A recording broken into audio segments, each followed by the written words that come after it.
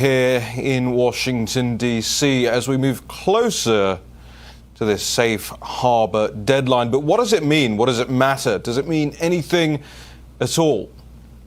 One of the Amistad Project and Thomas More Society's litigators, Tim Griffin, will be joining us later on in the show to discuss this white paper they put out yesterday that said, you know what? It's actually unprecedented.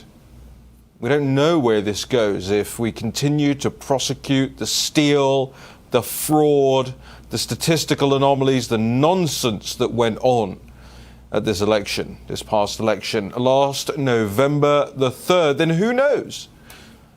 If you've watched this show before, if you watched us when we did our AMA special with the very nice chaps at the Donald.win, you will have heard me say that exact same thing. All of these arbitrary deadlines, they're actually not constitutional. They do not reside within the United States Constitution. And therefore, if it can be proved, and I'm certain it can, that whether it's in Georgia, whether it's in Michigan, whether it's in Nevada, wherever it is in the country, if it can be proved that the numbers are not accurate, as all the statistical breakdowns are telling us, as all of the experts are telling us, as all of the pollsters who got it right are telling us, then who knows? Because the country has simply never been in a circumstance whereby electors have been chosen, perhaps even inauguration has happened, and you find millions of fraudulent ballots. You find USB sticks, you find software that flips votes. Is it any wonder that Dominion and their assistants, their useful idiots, their quislings, don't want people to go through their software? Don't want people to even go through their history as a company? GEMS. You know about GEMS? Are you familiar with GEMS? GEMS. GEMS. The Global Election Management System, which even California threw out because of the way it kind of fractionalized voting and threw aside some ballots that shouldn't have been thrown aside, shouldn't have been tossed out. GEMS is another keyword for you for today. We'll be looking into more of it on the nationalpulse.com as we always do. Let's get a wide shot here. Natalie Winters is back from globetrotting, investigative work all around the world. She'll be joining us, or at least all around America. Yes. She'll be joining us later on in the show to talk about the breaking news we have up at thenationalpulse.com. The Discovery Channel working with the Chinese Communist Party. I want to bring in Heather Mullins, Real America's Voice, who's in Georgia for us right now with some updates. Heather, thank you for being there.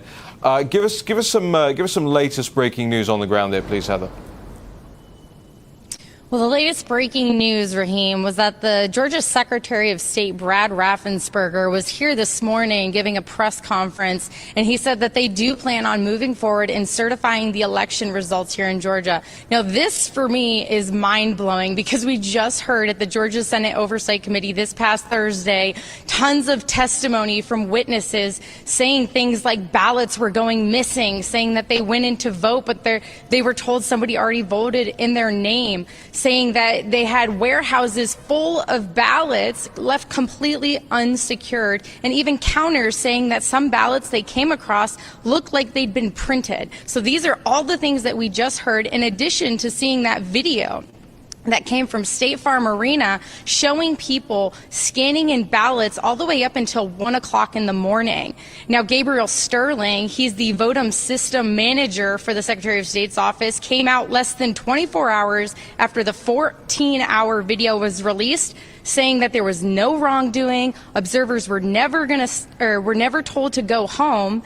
But now I'm seeing these reports from ABC News that Regina Fuller, the public affairs manager in Fulton County, admitted that they were told to go home, the observers, at 10:30 p.m. So a lot not making sense here, but yet the Secretary of State gave his press conference saying, hey, everything's fine. Yeah, it's interesting, isn't it? I mean, you just retweeted this from November the 3rd. I actually screen grabbed it because no doubt ABC will try and remove this at some point. But it was at 11:34 p.m. Eastern Time on November the 3rd. And the post from ABC News Politics verified Twitter account was new. The election department sent the ballot counters at the State Farm Arena in Atlanta home at 10:30 p.m. Regina Waller, the Fulton County Public Affairs Manager for elections, tells ABC News. But now, Heather, correct me if I'm wrong, now they're claiming nobody was ever sent home. We never said that. They left of their own volition. That's even in their court filings. Absolutely. And the other thing he mentioned in this morning's conference was that the recounts produced the same numbers and basically assured everyone that the recounts were good. Well, I've been on the ground here. I was in Floyd County. I spoke with the election board, who gave me 2 copies of numbers. The first was the numbers before their hand count, and the second was the numbers they submitted to the Secretary of State's office after their hand count. And there was a difference of about 3,062 votes. So how is he standing up here? My question to him, and saying that these recounts found nothing, because that's 3,000 votes from one county. Yeah, that's right. Heather, we're going to jump to a break. I want to thank you for being there for us today. I'm sure we'll keep you coming back throughout the day here on Real America's Voice. I want to make sure that everybody does what the President of the United States does and follow Heather Mullins. She's at Talk Mullins. On Twitter. The president has retweeted Heather a bunch of times, and no surprises there, given that she's getting to the bottom of so much there live from Georgia. Heather, once again, thank you for joining us here this afternoon. We're going to go to a quick break. When we come back, the author of The Russia Lie, Thomas Farnan, joins us to talk about the steal and what he's seeing take place all across America. We'll be right back.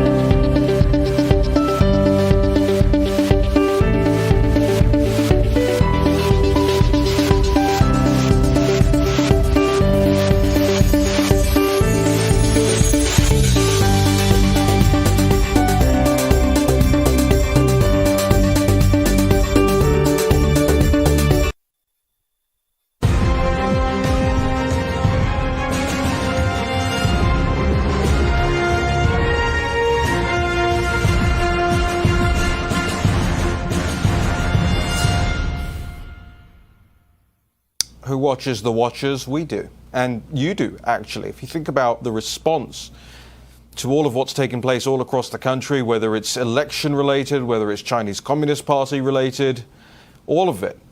I mean, I couldn't be more proud of the group that we've put together that's going through a lot of the statistics right now. Ordinary people out there. I say ordinary. They are PhD statisticians, but they weren't tasked with this work. They came forward. They said, hey, this isn't my job. I don't do this for a living, but I'm happy to lend my skills to showing and proving and demonstrating and evidencing where the fraud is taking place. And then we have a Discord chat channel over the National Pulse, which has hundreds of people in it all day, every day, sharing links, talking to each other, sending different bits of information, coming to different conclusions. They help me a lot in our day-to-day work, in our investigations. If you want to be part of that, you can join up at thenationalpulse.com/support. We also, by the way, have some new swag. I guess we'll put it up towards the end of the show, put together by our dear friend Anne, who is just extremely good at this stuff. We have some Still My President Trump swag over at thenationalpulse.com/swag. Waiting on Thomas Farnan here, who's going to be joining us in just a moment to talk about his extraordinary piece. But I wanted to bring you some more information just before we bring Thomas Farnan into the conversation about everything that's going on right now and everything we're covering over at the National Pulse. Natalie will talk to us towards the end of the show about the latest scoop and why it's so important, Discovery Channel. But there's also something else that you need to know, and especially something that the British audience of this show needs to know. Now, that doesn't mean it doesn't apply to the Americans here. It absolutely does. Because as we know, whether it's the Sun newspaper, the Daily Mail, the BBC, the Guardian, all of those have massive influence in the United States. They all project into the United States. They all have US operations. All these fake news outlets, or hard left news outlets that masquerade as centrist, they all push information into the US. And there's a group that's coming together right now. It's called The Citizens. The Citizens. And it involves Christopher Steele. It involves a lady called Carol Cadwalladr. Now, who's Carol Cadwalladr? Carol Cadwalladr is a Guardian reporter. I say reporter. Is a Guardian activist, newspaper activist, who for the last 4 or 5 years has basically been concocting and confecting fake stories about Russian involvement in the Brexit campaign, the campaign for Britain to leave the European Union. Well, Carol Cadwalladr has landed herself in a bit of trouble, expensive trouble as well, making fake allegations about Brexit financiers like Aaron Banks that are just not true. She's had to remove her truth of defense claim in court. That is to say that she's no longer going to go in court and say, hey, I published this because I believed it to be true. She's now going to be claiming that her lies about Russians being behind Brexit were simply a public interest story. How's a lie in the public interest? And Carol Cadwalladr is associated with this new group, the Citizens. And the Citizens say outright on their website for everybody to see, their mission statement is that they are going to be actively engaged, involved in influencing US politics. But the Citizens is not a US entity. And it doesn't have Americans at its helm. No, the Citizens is a private, limited UK company that fundraises off the back of censoring American speech. Which Americans? Well, they announced it this week. They announced that their first target to have all of the content removed from social media, their first target is none other than Stephen K. Bannon. It says so right on their social media. Here you go, on your screen, right here. The UK pro-censorship group featuring Christopher Steele vows to interfere in US politics and force Facebook to ban Bannon. I want to be very clear about this because I'm not Carol Cadwalladr, very far from it. I don't own 15 cats for a start. They have admitted this in their own words. I am not leaping. We are not connecting separate dots here and coming to our own conclusions. This is in their own words. If we can get that article back up, please, and just scroll down it so that people can see in their own words what this foreign-funded, foreign group is threatening to do for US politics and public life. It is an absolute disgrace. It is a national security issue. The President of the United States should be calling Boris Johnson right now and saying, hey, what the hell do you think you're doing? Allowing foreign citizens to interfere in US politics. I want to bring in Thomas Farnan. We've got about 2 minutes left here in this segment. Bring in Thomas Farnan, the author of The Russia Lie. Just want to hit you with that bit of information, Thomas, because Christopher Steele is involved. I'm not sure if you saw this story up on thenationalpulse.com. If you didn't, just tell me to shove it. But Chris Steele, Carol Cadwalladr, the same group that told us the Russians were involved in Brexit, the UK's very own Russia Lie, are now committing to have US citizens removed from social media platforms. Your thoughts? Yeah, that's this global elite that's behind this stuff, and that was behind the Russia lie, very much operates through people like Christopher Steele. So you get that kind of thing. You get them telling a lie about Russian interference in the last election. They don't like what you're saying or what you're doing, so they'd rather you be off of social media. They can't exist in a world where they have to face, the truth and consequences. And I think that's what you have. You have my book there up on the screen, my short ebook. You read that, and the truth is unvarnished. You can't read that and not say that there's something deeply wrong here, where you can have institutions corrupting our politics like this, and nobody doing anything about it. Right. Thomas, I completely agree with you. We're going to bring you back for the next segment here to talk more about your op-ed up at thenationalpulse.com. But before we go, I want to round this off for the audience. Ladies and gentlemen, here's why Discovery, the Discovery Channel, matters as a part of all of this as well, and why we're pulling back the curtain on so much of this right now. The Spectator magazine, which I've talked about before on this show, for those that follow me on Twitter, you know I'm not a big fan. The Spectator magazine, the chairman is Andrew Neil, worked at the BBC for, I think, 25 years. He's now starting a thing called GB News. And people had hoped it was going to be an antidote to the BBC, an antidote to The Guardian, a slightly more right-wing news channel. But Discovery, the same channel that's working, the same network that's working with the Chinese Communist Party, has a massive stake in GB TV, GB News. And Andrew Neil, the chairman, just said on Twitter 2 days ago that he is pro-immigration, supports amnesty for illegal immigrants. Some right-wing news channel, eh? We'll be right back.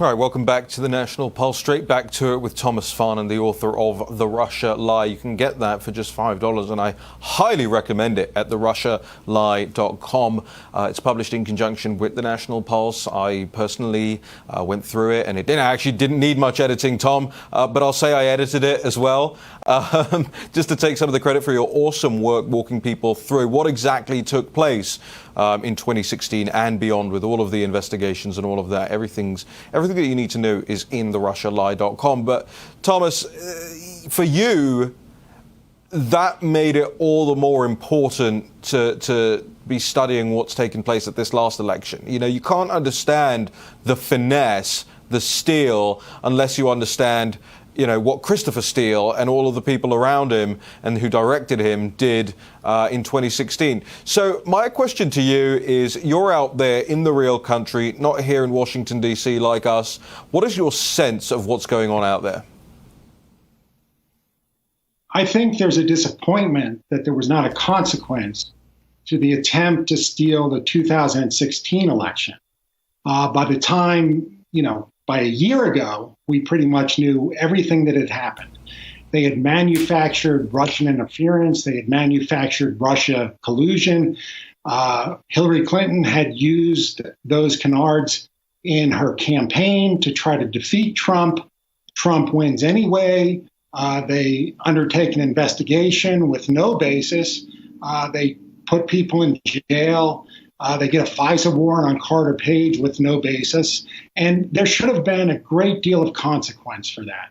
There's a concept, in this country where you're watching a baseball game and the umpire has to set the strike zone. And in a football game, unless the referee calls penalties, the game gets out of hand. And I think the sense that people have right now is that the game is out of hand because those people in Washington that are supposed to police corruption surrounding elections did not do it. And based on all the statistical anomalies, we think something wrong happened.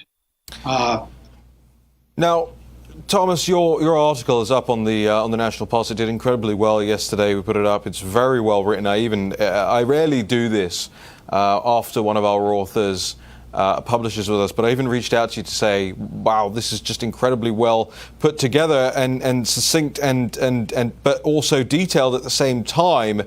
And you call ballot harvesting, which is what we know has been one of the critical ways that the left stole this last election. Ballot harvesting, you say, is one of the most systematically racist practices, if not the most systematically racist practice in modern day America. Is that hyperbole? What did you mean by that? I meant that if you have big corporations going into the inner city and throwing money around, and combining this private money with public institutions to get Joe Biden elected, that is manifestly, patently corrupt. It's not right. I know you covered the Center for Technology and Civic Life in October at the National Pulse, and you said they're putting hundreds of millions of dollars into this effort in the inner city. And you issued this warning, and people should be more offended by that. If it was Halliburton and not Facebook going into the inner city to cultivate votes in this manner, we would be rightly outraged, and people should be outraged about that. Now, how much of it was, this compulsion at the point of attack to get people to sign these ballots, and how much was manufacturing ballots? Unfortunately, we didn't have our observers to observe. There were no signature matches. There was not enough oversight to make sure that wasn't happening. And if you're manufacturing votes from the inner city, I can't think of many things more racist. You're using non-existent black votes to advocate, to advance a policy that they have nothing to do with. And I compared it to the 3/5 compromise in the United States Constitution, where the southern states, in enacting the United States Constitution, said, wait a second, you have to count our slaves in the population counts, so we have more representatives in Congress, and we have a greater number of electors in the Electoral College. And the Northerners said, wait, those slaves don't vote. Why would we count them? So that you can ostensibly use their vote to act against them. And you came up with at the Constitutional Convention, they came up with the 3/5 compromise that said 3 out of 5 slaves would be counted to assess the population of the southern states, which was wildly unfair and led to wild overrepresentation for the slaveholders. Arguably, we could have avoided the Civil War had it been a pure democracy, had the North had the electoral power it should have had, and enacted legislation against slavery like it wanted to do. So that's what I compared it to. Thomas, should ballot? I mean, I'm surprised it isn't, and it isn't in my country, and it isn't in this country. Do you think ballot harvesting should be outright illegal across the country? Yes, I do. And I think Republicans should fight much harder on that. And I think what the other side has done is gone into the inner city, into the black neighborhoods to do it, because anytime the Republicans push back there, they're accused of racism. You guys are the bad guys. You guys are the racists. Biden began his campaign, I believe, at the convention by repeating the very fine people hoax. Right. This was a campaign built around racial hoaxes. And the Republicans too readily stand down to that. That's the behavior we're seeing in Washington now. That's the behavior we're seeing among local officials. The only Republican that really stands up to that is Trump. And that accounts for the 74 million and the great appreciation that they have for him. Yeah, and actually the increase in popularity amongst the African-American vote for certain. Tom, we've got to leave it there because we're right at the end of the segment here. But Thomas Farnan, just remind our audience where they can follow you on social media. Yeah, I'm on Twitter at @TFarnanLaw, at @TFarnanLaw, and the same handle on Parler. @TFarnanLaw, and make sure that you check out therussialie.com. It's a very quick read, but it's comprehensive, tells you everything you need to know. If you want to understand what's taking place now, you have to understand how they teed it all up and how so few people were ever held to account. We're going to be back in just a moment with Tim Griffin from the Thomas More Society. There's more CTCL after this break.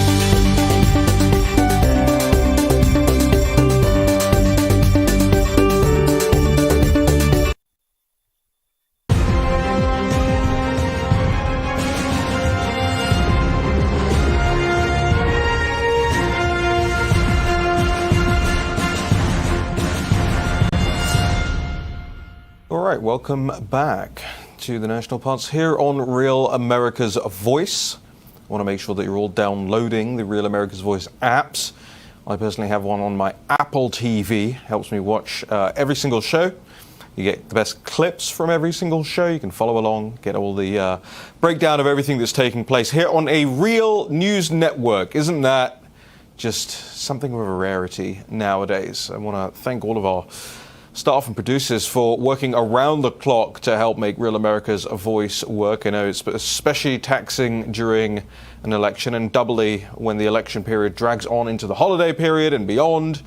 And while we're all celebrating a happy Christmas here at Real America's Voice, we're all going to continue working to highlight what's going on out there in terms of the steal taking place. We'll be joined by the Thomas More Society's Tim Griffin in just a moment. But I wanted to bring you just some images of the swag I was mentioning before. I got so many people emailing me, and there's a tips line on the National Pulse website saying, hey, you know, Christmas is coming up. We want to get some cool stuff for our family members, and even for the people who don't particularly think that the president won this last election. So I went back again to Anne and said, hey, I need you to design us something that shows that Donald Trump is still the president and that people can embrace that. So we put these together, very simple, nice silhouette of the president there. It says, still my president. You can get that on a mug or a t-shirt or a mask or a hoodie or whatever you like. And with rush shipping, you'll still receive it by Christmas. So you can go to thenationalpulse.com/swag, SWAG, and get your Still My President swag there. Every penny you spend supporting us goes to making our website better, our reporting better, get more news stories up, get to more people. And I think that's what you want. I hope that's what you want. I hope that's why you're watching this show. You can see all the different items there. You've got the CCP, take down the CCP stuff, Where's Hunter, fundrealnews.com, the National Pulse itself. And we're going to keep, Biden's Laptop Matters, one of my favorites. We're going to keep adding to the store as time goes on. I want to thank Anne, for our designer, for doing all of that for us as well. And by the way, she makes a mean cookie. We had some National Pulse branded cookies. I'm sure you saw that. All right, I want to get back to the news here as well while we're waiting for Tim Griffin to join us from the Amistad Project, from the Thomas More Society. I'm going to go back through a little bit of the news as it appears on thenationalpulse.com, specifically as it pertains to the Amistad Project. So the story is that the safe harbor deadline you're being told about, and that we've talked about for months and months, this is one of the federal legal deadlines, the safe harbor deadline.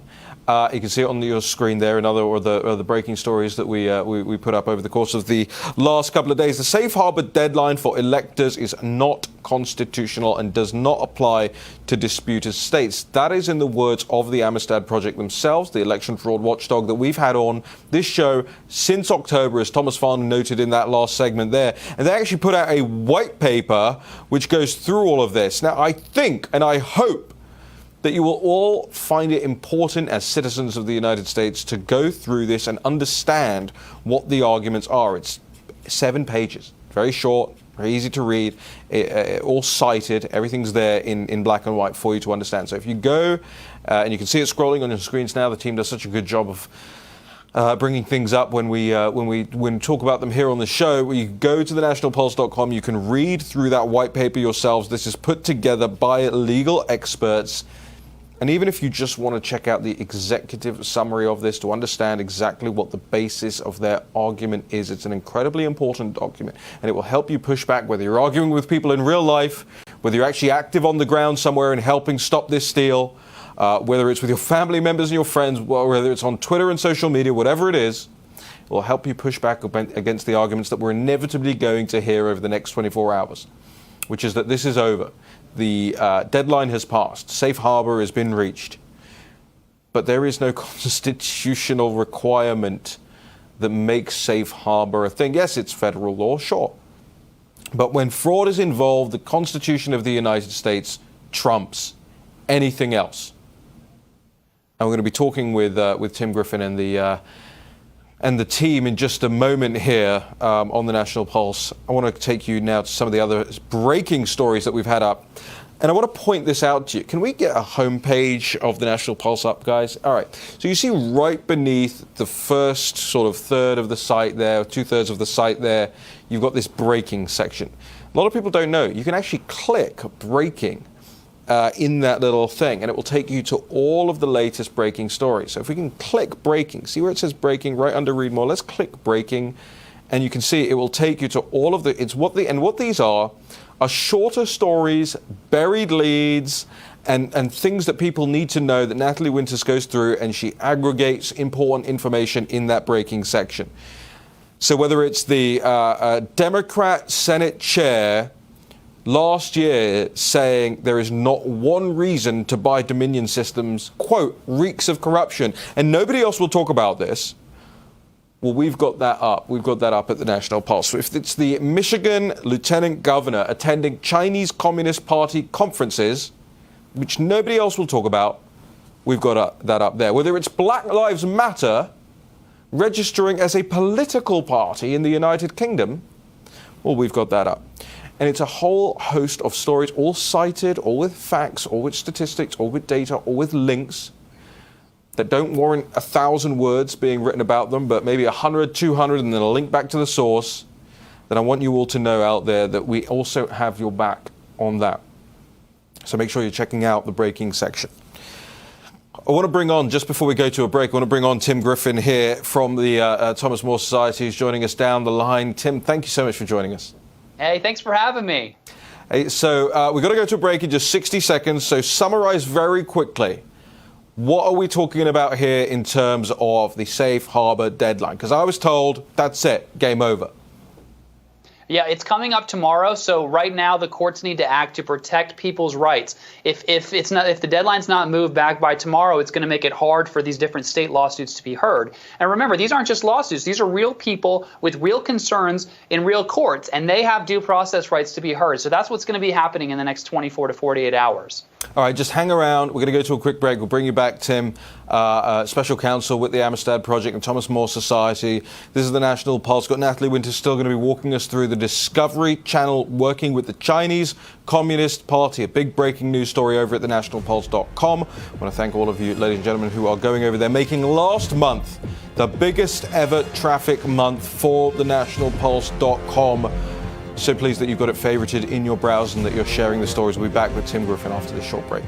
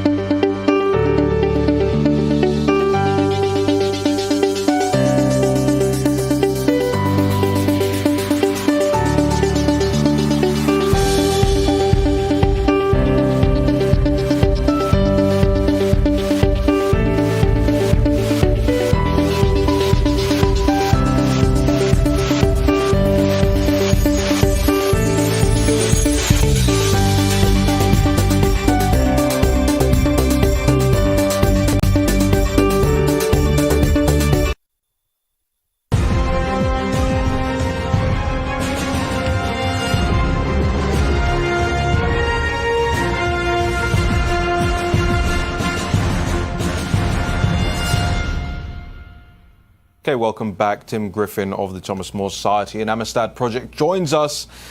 Now, Tim, thank you for your time today. I want to understand this. You guys are the legal minds. You understand far more about this than I do. So the deadline is December the 8th. Let's just explain to us, why does this deadline even exist in the first instance? Why why isn't the election until we clear up all of the, challenges and court cases? That seems more logical, doesn't it? It does. And in a normal election year, I think that could have been done pretty easily if people had voted in person and they had received their ballot and we knew exactly who had won. But this year was unlike any other year because most people voted by a mail-in ballot. And with those ballots coming from all across the country, I mean, if you think about it, it's the difference between one person touching your ballot or 20 or more people touching your ballot between when it gets sent to you and when it gets received again. So things are all up in the air, and that's why it's different than past election years. That's a very good point. I mean, the chain of custody on these things is extraordinary and extraordinarily convoluted. And we're starting to see all these weird excuses coming out from people across all the country. Oh, the USB stick was left in this desk, but it's okay. We know it wasn't tampered with. How do you know? Well, we just nobody would do that. And then we're getting, there was a pipe burst in the middle of the night. No, it wasn't a pipe burst. A urinal overflowed. Okay, what else? These boxes, it's perfectly logical and reasonable to count suitcases of boxes after people were asked to leave. No, we never asked them to leave. We just told them that counting was over. What's the difference, right? They're going to leave if they think counting is over, the election monitors. So let me ask you this question. What is your position on the deadline here? Are you asking for the deadline to be erased, shifted? How long? Yeah, it has to be moved back right now. I mean, really, the logical date would be January 19th, before the next president takes office. The reality is that there are people out there right now who have filed suit and said, we have concerns as voters. We have concerns as taxpayers. And if we don't let those people be heard and go through the proper court process and we just cut them off because of an arbitrary deadline in December, it really doesn't matter. It could be done in January easily. There's no reason to rush this process. And all we're saying is that we need a little bit more time.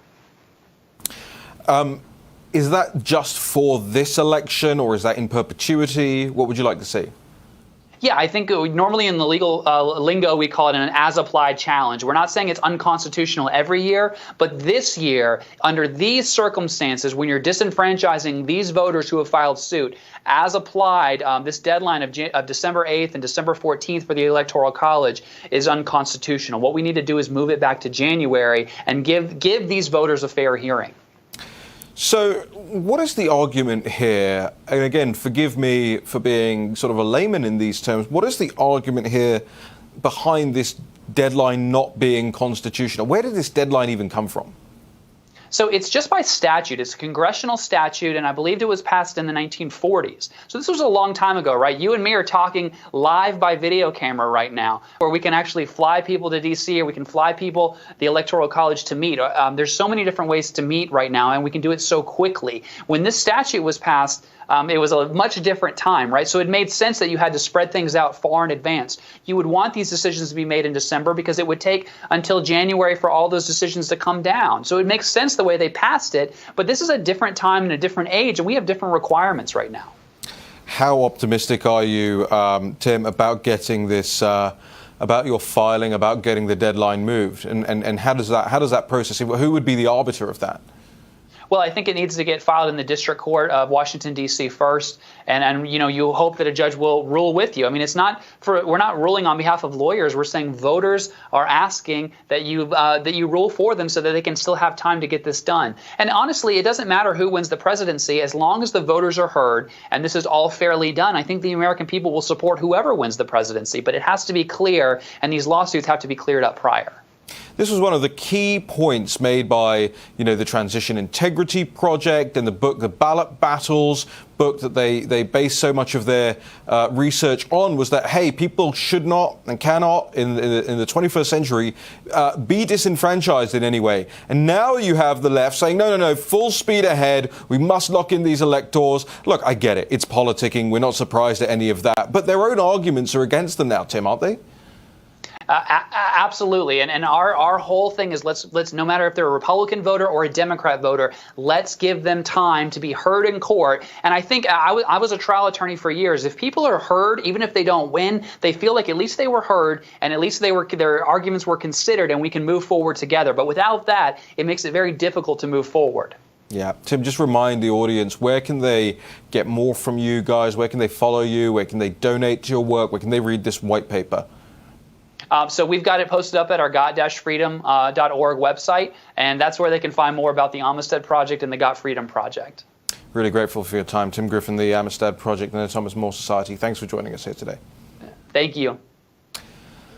Well, I think he's hopeful. I think he's right. I think he's hopeful, though. A district court in Washington, D.C. agreeing to push back the time frame on this thing is a tall order. It's a heavy lift. It's a big ask. Frame it as however you want to. But there's one thing that can be for certain, and that is in times of just graven corruption and the most grievous fraud that we've ever seen take place in an election in the United States, there are people who are riding to the sound of the guns, and the Thomas More Society and the Amistad Project and Phil Klein and the whole crew are certainly one of those groups that have come together, not massively backed by big corporations or anything like that, but who've rode to the sound of the guns and said, hey, we are going to make sure that every single part of this is investigated. We are going to make sure that nobody is disenfranchised. We're going to make sure that no illegal vote is counted, or at least try to ensure that.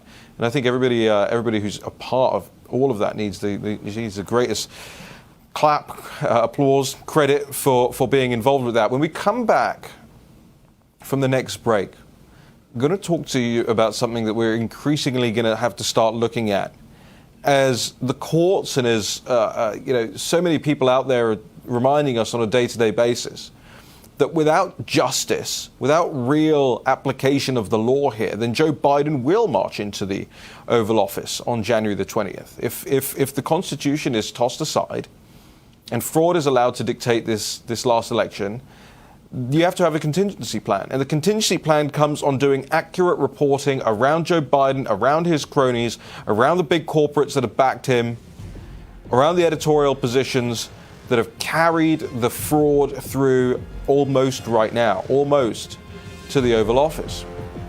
And one of the big corporations that's in bed with the Chinese Communist Party is the Discovery Networks. And what are they doing? We're going to tell you in just a moment when we return from the break. Head on over to thenationalpulse.com/support. We need every single patriot out there to support what we're doing. Thank you. We'll be right back.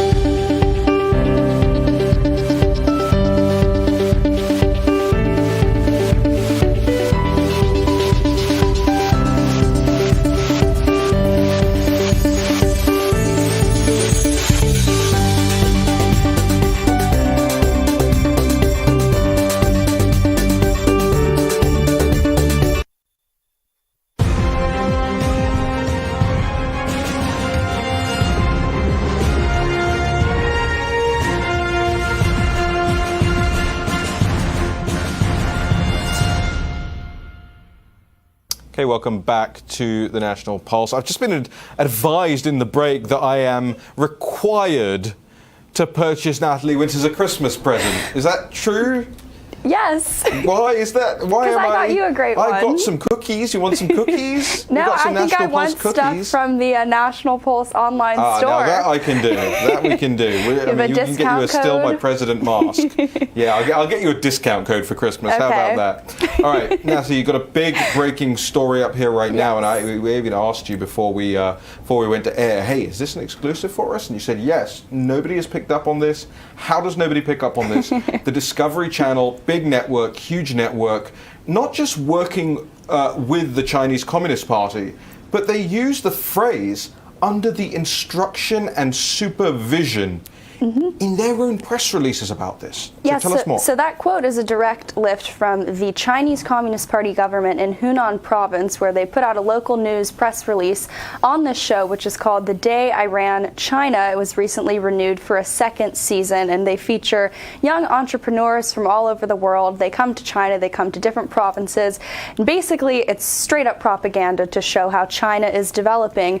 Then when you go to the Discovery Channel's press release on the matter, it seriously reads like it is straight out of a Chinese Communist Party press release, peddling talking points. Well, hold on. When you say that, I want you to explain to the audience, because you know a lot about how the Chinese government phrases things, how they ship, because this is all you do all day, is go through their documents, their data, the FARA filings, everything. So you know what the kind of linguistics are like. So talk to us about, even on Discovery's end, it seems like it's been penned by a CCP apparatchik. Definitely. So on PR Newswire, which is a very common website that many huge multinational corporates use to say, we've launched a new project, look at this. Discovery similarly used this site.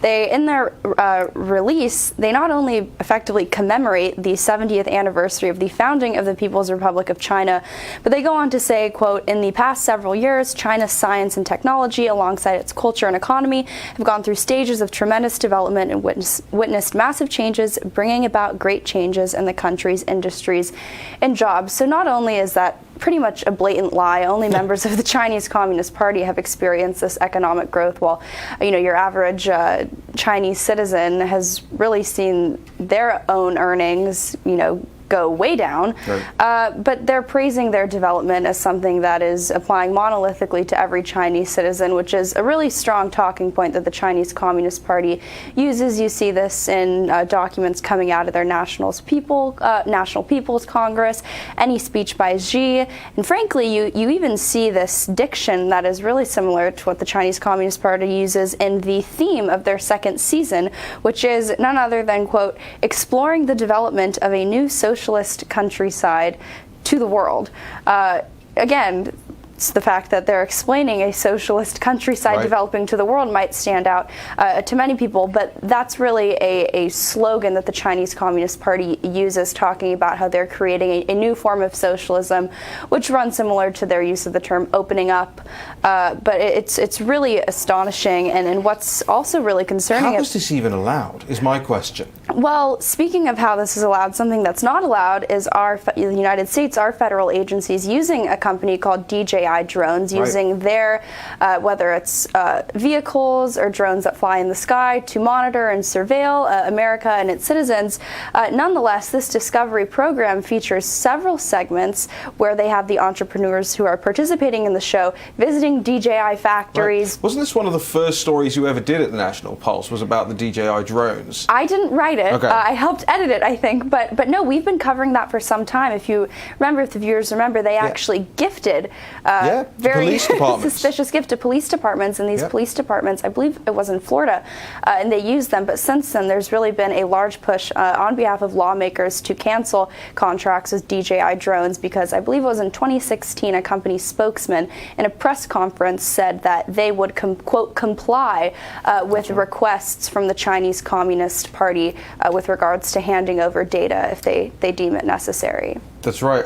We've got about 3 minutes left in the show here, Nazi. I want to hit a few other of the stories that you've been covering over at the National Pulse over the last couple of days.